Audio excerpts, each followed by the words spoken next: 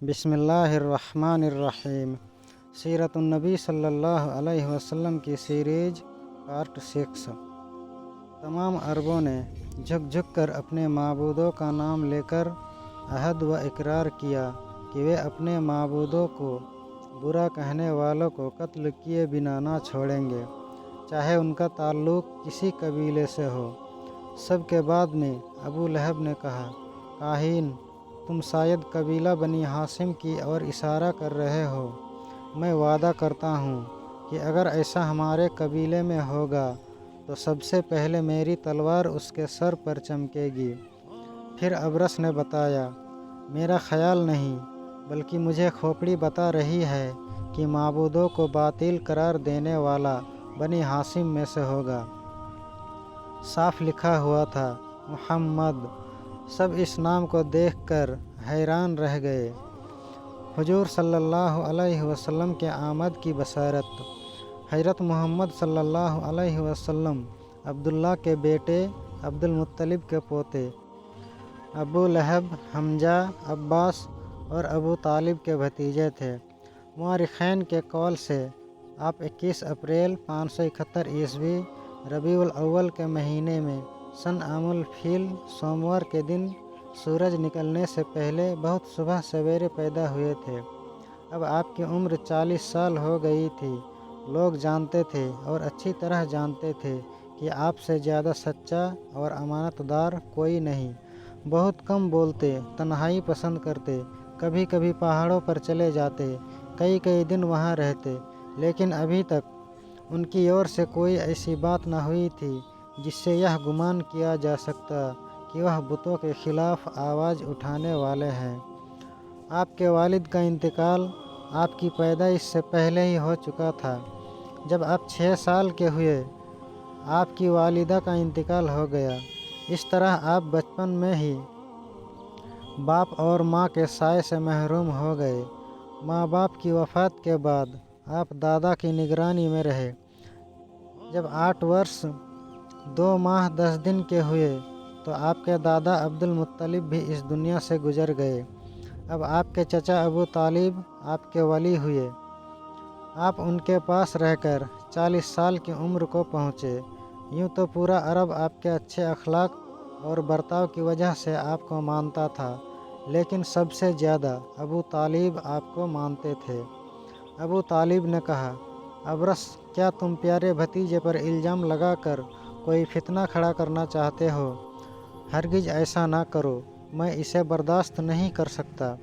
अबरस ने कहा, हुजूर, मैं मुक़द्दस हुबल की कसम खाकर कहता हूँ कि मैं अपनी ओर से कुछ ना कह रहा हूँ, ना कर रहा हूँ। मेरा इल्म इस खोपड़ी के ज़रिए से जो मुझे बता रहा है वही कह रहा हूँ। अबू तालिब ने जोश में आकर कहा, तुम झूठे हो। तुमको हमारे ख़ानदान से कोई दुश्मनी है। इस दुश्मनी को गैबदानी के पर्दे में निकाल रहे हो। अबरस ने नरमी के साथ कहा, ए मक्का के सरदार, मेरी यह हिम्मत नहीं है कि हुजूर के ख़ानदान पर कोई इल्ज़ाम लगाऊं। हुजूर के ख़ानदान का पला हुआ हूँ, नमक खा रहा हूँ। मेरे दिल व दिमाग में दुश्मनी का ख्याल तक नहीं आ सकता। ज़रा सब्र कीजिए और देखिए खोपड़ी क्या कहती है। अबू तालिब खामोश हो गए। अबरस ने खोपड़ी घुमानी शुरू की। इतनी घुमाई कि वह गोल दायरा और फिर गोल दायरे से सिर्फ एक बिंदी बनकर रह गई। अबरस ने कहा, देखिए, खोपड़ी एक बिंदी बनकर रह गई है, पर देखिए और ध्यान से देखिए, यह बिंदी खुदा को जलील करने वाले का नाम बनकर चमकेगी। सबने बिंदी को ध्यान से देखा। बिंदी फैलने लगी थी। फैलते फैलते नाम बनी और निहायत आब व ताब से चमकने लगी। सब ने देखा, ध्यान से देखा, हैरत से देखा। साफ और मोटे हरफों में मोहम्मद लिखा हुआ था। अबरस ने कहा, तुमने देख लिया, अब सुनो। अगर तुम अपने माबूदों को खुश कर लो तो जो फितना पैदा होने वाला है वह दब जाए।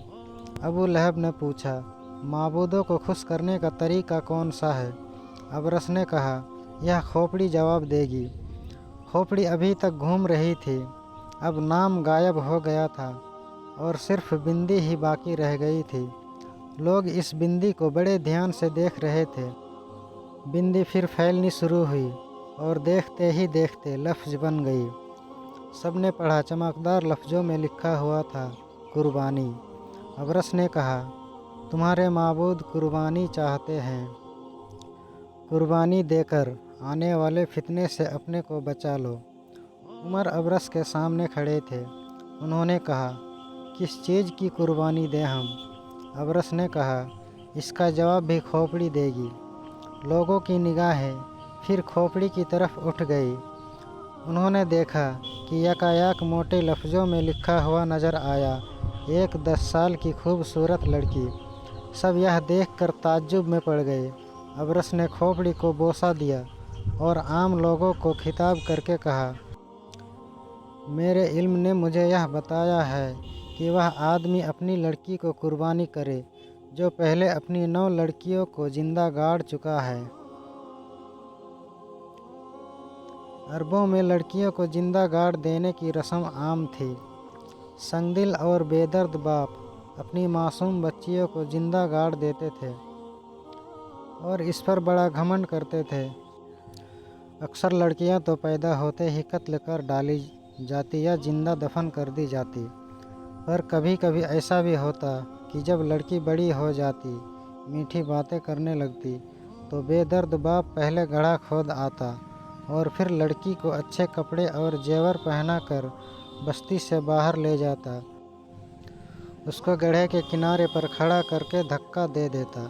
लड़की चीखती चिल्लाती, खुशामदें करती, पर जालिम बाप उसकी आवाज़ पर तनिक भी ध्यान न देता, बल्कि ऊपर से ढेले मार मार कर मिट्टी डाल देता और इस तरह अपने कलेजे को जिंदा गाड़ देता और वापस लौट आता और इस संगीन रस्म पर बड़ा घमंड करता। आप सभी हजरात से दरख्वास्त है कि इस वीडियो को ज़्यादा से ज़्यादा लोगों तक शेयर करने में हमारा मदद करें। अल्लाह हाफिज़।